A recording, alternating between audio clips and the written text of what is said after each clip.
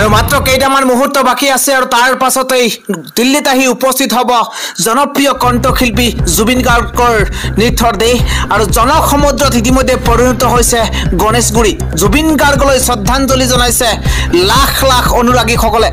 ছিংগাপুৰৰ পৰা জুবিন গাৰ্গৰ নশ্বৰ দেহ লৈ উৰা মাৰিছে ইতিমধ্যে বিমানখনে। আমি আপোনালোকক জনাইছোঁ যে নিশা 11:30 বজাত দিল্লী পাবহি জুবিন গাৰ্গৰ নশ্বৰ দেহ।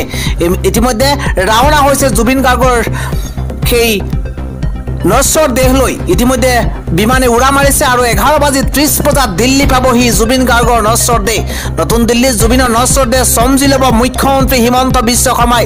এয়াৰ ইণ্ডিয়াৰ বিমানেৰে ছিংগাপুৰৰ পৰা আহিছে জুবিন গাৰ্গৰ নশ্বৰ দেহ। ছিংগাপুৰৰ পৰা জুবিন গাৰ্গৰ নশ্বৰ দেহ লৈ উৰা মাৰিছে ইতিমধ্যে বিমানখনে আৰু নিশা 11:30 বজাত দিল্লী পাবহি জুবিন গাৰ্গৰ নশ্বৰ দেহে। আৰু ইতিমধ্যে জুবিন গাৰ্গলৈ অশ্ৰুসিক্ত নয়নেৰে ইতিমধ্যে পত্নী গৰিমা গাৰ্গ শইকীয়াই ইতিমধ্যে কেইবাটাও আহ্বান জনাইছে। ৰাজ্যজুৰি জুবিনক শ্ৰদ্ধাঞ্জলি জনোৱা হৈছে আৰু ইতিমধ্যে দেখিবলৈ পোৱা গৈছে লাখ লাখ অনুৰাগীয়ে ভিৰ কৰা পৰিলক্ষিত হৈছে। গৰিমা শইকীয়া গাৰ্গৰ তৰফৰ পৰা ৰাজ্যবাসীলৈ বিশেষ বাৰ্তা আগবঢ়োৱা হৈছে যে জুবিন গাৰ্গক মৰম দিয়াৰ বাবে ৰাজ্যবাসীলৈ ইতিমধ্যে ধন্যবাদ জ্ঞাপন কৰিছে পত্নী গৰিমা গাৰ্গে।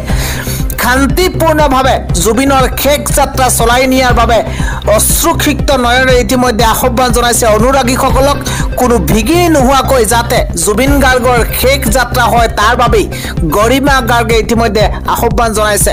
আৰক্ষী প্ৰশাসনে আমাক সহায় কৰি আছে, তেওঁলোকক ধন্যবাদ জনাইছে। আমি সকলোৱে শেষবাৰৰ বাবে জুবিনক চাম বুলি তেওঁ অশ্ৰুসিক্ত নয়নেৰে ইতিমধ্যে আহ্বান জনাইছে। সিদ্ধাৰ্থে জুবিনৰ লগত ভাতৃৰ দৰে থাকি সকলো কাম কৰিছিল বুলি তেওঁ মন্তব্য কৰিছে।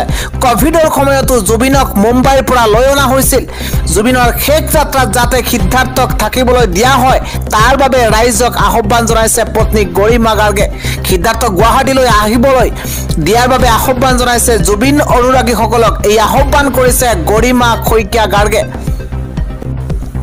ইতিমধ্যে 8:30 বজাৰ লগে লগেই কিছু মুহূৰ্তৰ পূৰ্বে বিমানে যাত্ৰা কৰিছে আৰু 11:30 বজাৰ লগে লগে দিল্লীত আহি উপস্থিত হ'ব জুবিন গাৰ্গৰ নিথৰ দেহ।